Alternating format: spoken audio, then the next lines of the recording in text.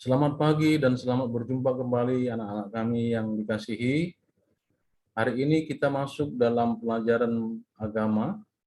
Pokok materi kita hari ini adalah gaya hidup generasi milenial. Nah, anak-anak kami semua dimasukkan dalam generasi milenial. Nah, apa-apa saja menjadi generasi milenial itu lakukan atau paham-paham apa saja yang sedang terjadi sekarang ini. Orang-orang akan bergerak sesuai dengan kebutuhannya, sesuai dengan egonya terutama sesungguhnya. Seperti yang dikatakan bahwa salah satu gaya hidup generasi milenial ini adalah individualis. Nah, individualis ini menganggap bahwa manusia secara pribadi perlu diperhatikan, bahwa dirinya yang paling utama. Jadi ia merasa lebih penting dari orang lain. Nah, sikap-sikap ini, paham-paham seperti ini menjadi paham yang sangat egois. Tidak peduli dengan orang lain. Peduli hanya pada dirinya sendiri saja. Apapun yang sedang dialami orang lain itu urusan orang lain. Tapi ketika kita membutuhkan orang lain, kita menganggap bahwa kita adalah orang yang lebih penting dari orang lain. Ketika orang lain membutuhkan, kita menganggap itu persoalanmu. Sementara firman Tuhan berkata dalam Galatia pasal 6 ayat 2 dan ayat yang ke-14 mengatakan bahwa hidup agar bersama. Hendaklah kita saling menolong dan menanggung beban. Jadi tidak egois, tidak individualistis dia. Kebersamaan. Nah, ketika orang lain sedang membutuhkan pertolongan, ketika orang lain sedang menanggung bebannya, maka yang lain harus saling menolong orang tersebut. Beban yang sedang dia alami harus ditanggung bersama-sama, sehingga memperingan, walaupun mungkin tidak menyelesaikan. Yang saya maksud di sini, atau yang dimaksud di sini oleh firman Tuhan adalah, jangan kamu hanya peduli pada dirimu sendiri, tapi pedulilah pada orang lain. Yang kedua adalah hedonis atau hedonisme. Pemahaman yang diartikan sebagai paradigma berpikir yang menjadikan kesenangan sebagai pusat tindakan. Jadi tujuan utama pemahaman hedonis itu adalah kesenangan, kebahagiaan.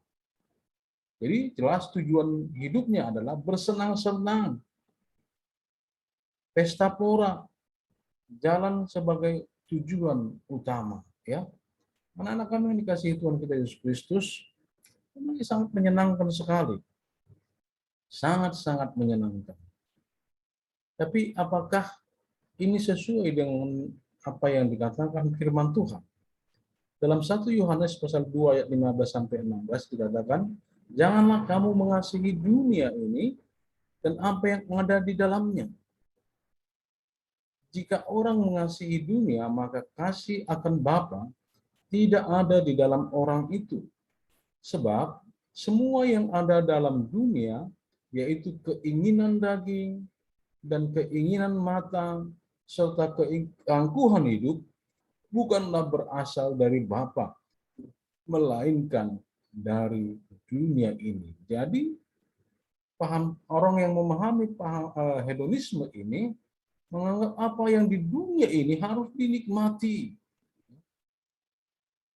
Apa yang ada di dunia ini harus menyenangkan hidupnya.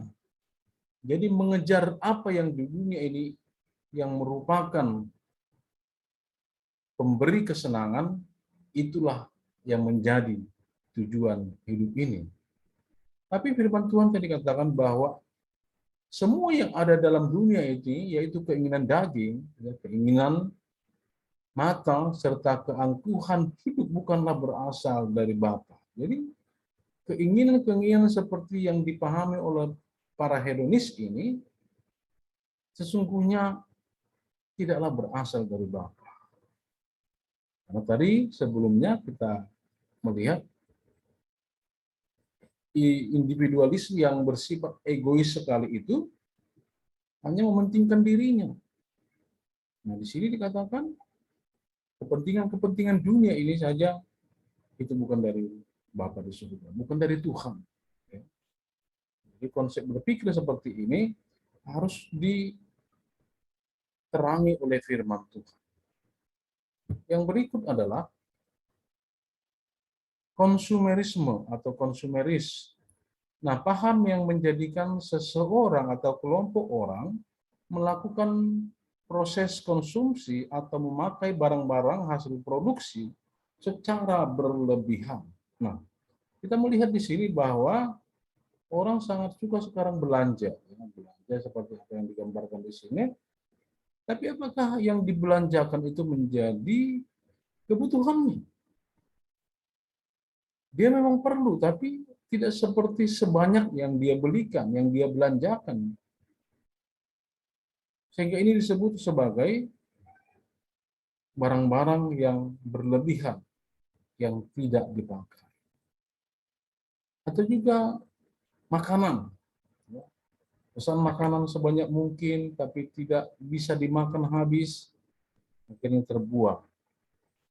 Jadi ini sifatnya konsumeris, ingin semua makanan itu dihidangkan di meja, karena di restoran, rame-rame makannya, tapi lebih banyak makanan akhirnya tersisa. Misalnya seperti itu. Atau barang-barang dunia ini, kita pengen di rumah kita semua lengkap, walaupun belum tentu kita semua butuhkan. Maka ketika kita melihat apa yang dikatakan firman Tuhan pada Matius 6 ayat 33, carilah dahulu kerajaan Allah dan kebenarannya, maka segala sesuatu akan ditambahkan kepadamu. Jadi para konsumeris ini tidak peduli dengan Tuhan. Harta dunia yang penting bagi mereka mencari sebanyak-banyaknya, membeli sebanyak-banyaknya, walaupun itu belum menjadi kebutuhan mereka. Maka Tuhan berkata, carilah dahulu kerajaan Allah.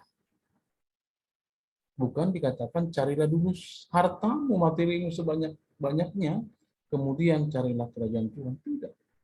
Kerajaan Allah itu yang pertama. Setelah itu, Tuhan akan menambahkan apa yang engkau perlukan. Anak-anak kami yang dikasihi Tuhan kita Yesus Kristus.